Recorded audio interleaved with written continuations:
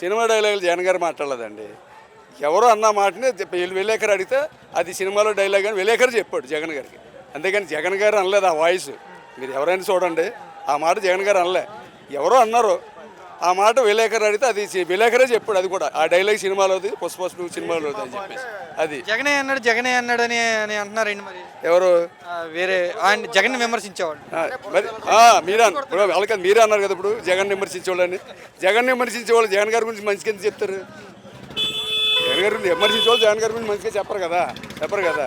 కాబట్టి ఏంటంటే ఇదంతా జగన్ గారి మీద బురద చల్లటం కోసం వీళ్ళన్నీ ఏకమయ్యి ఇవన్నీ అబద్ధాలు చెప్పడం కోసం చేసే ప్రయత్నాలు తప్పనిచ్చి వాస్తవం ఏం జరుగుతుందో రాష్ట్రంలో పరిపాలన ఎలా ఉందో ప్రజలకు అంతా తెలుసు.